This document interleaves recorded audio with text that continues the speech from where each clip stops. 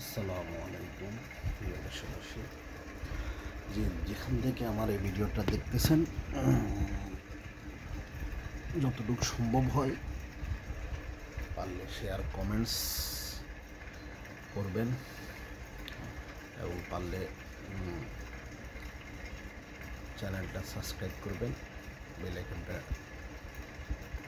করবেন। যে মূল কথায় আসে সেটা হচ্ছে, আমার বেশ কিছুদিন ধরে আমার নিজেরই মনে হচ্ছে যে বাংলাদেশটা আসলে পরিচালনা করতেছে কে। বিশেষ করে 5ই আগস্টের পর থেকে বিভিন্ন কারণে আমার মনে হচ্ছে বাংলাদেশের মানুষ বা বাংলাদেশের জনগণ দ্বারা পরিচালিত হচ্ছে না। উদাহরণস্বরূপ আপনাকে আমি বলতে পারি, আপনার এই যে 8 দিন হাসপাতালটা হঠাৎ করে বন্ধ করে দেওয়া হলো, হ্যাঁ, এটা কি কারণে? কারণটা কি তাদের 300 টাকার অ্যাম্বুলেন্স, নাকি 3 জনে একজন মাকে নর্মাল ডেলিভারি করার ক্ষোভ, নাকি তাদের যে 700 সিট আছে তার মধ্যে 200টা seat continuously every day, every month, every year এই গরিবদের জন্য ফ্রি দেওয়া হয়? এটা কি কোনো কারণ? কারণ অন্য একটাও আছে, সেটা হচ্ছে ভারতের প্রেসক্রিপশন। বলে কেন?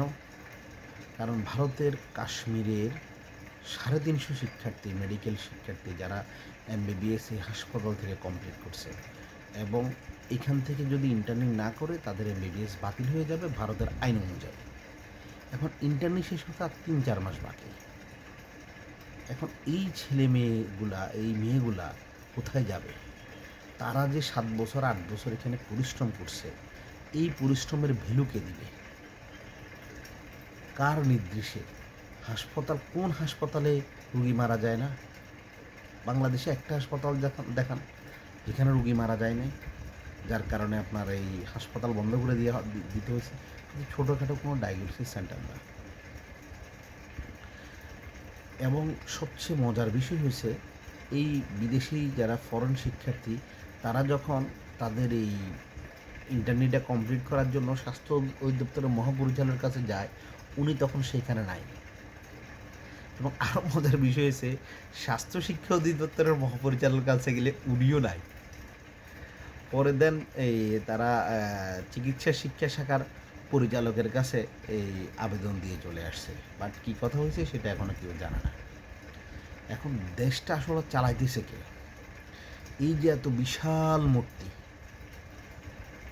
17 কোটি টাকা খরচ করে কার নির্দেশে করা হইতেছে? কিভাবে করলো? কে এটার অনুমতি দিল? কেউ কি অনুমতি আদৌ চাইছে কিনা, সেটা হচ্ছে কোয়েশ্চন। কেউ এখনও বলতে পারে না যে অনুমতি চাইছে। এবং ভারত থেকে লোক আইসা এইটা উদ্বোধন করার জন্য কি একটা, মানে এই দেশটা চালাইটা কে? এই চট্টগ্রামে যে পরিমাণ হিন্দুরা উগ্র হয়ে গেছে, রংপুরের দিকে যে পরিমাণ উগ্র হয়ে গেছে, মনে হয় যে এই দেশটা তাদের বাবার, তাদের 14 গোষ্ঠীর। এখন নাকি আবার এই ভারত থেকে বলা হইতেছে হয় রংপুর তাদেরকে দিয়ে দিতে, না হলে তাদেরকে বিক্রি করতে। আরে বাবা রে, তোমরা এখনো এই বাঙালি মুসলমানদেরকে চিনো নাই, বাঙালি হিন্দুদেরকে চিনো নাই। বাঙালি সব হিন্দু যে তোমাদের পক্ষে, বিষয়টা এটা না। তোমরা কিছু হিন্দুরে কিনে নিতে পারবা টাকার বিনিময়ে, আর সকল হিন্দু এক না।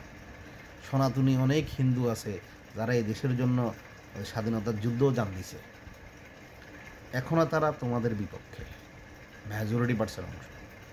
এবং সবচেয়ে মজার বিষয় হয়েছে, ইস্কন যে কোনো হিন্দু ধর্ম না, ইস্কন যে হিন্দু ধর্মের কিছু না, এটা তারা খুব ভালোভাবেই বুঝে।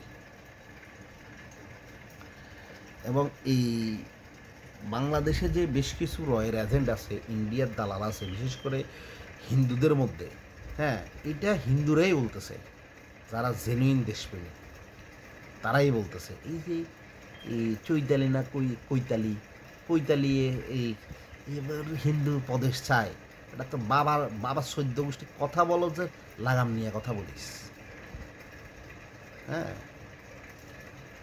তারপরে এই যে শ্যামলী পরিবহনের মালিক, সে তো আরও ব্রিটিশ আমল, আরও অনেক আগ থেকে সেই এটা হিন্দু রাষ্ট্র হিসেবে, মানে ভারতের সাথে সে যুক্ত করতে চায়। এটা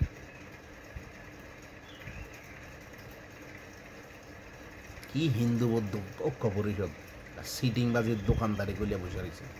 হিন্দু বৌদ্ধ ঐক্য পরিষদ কেমন হয় রে বেটা?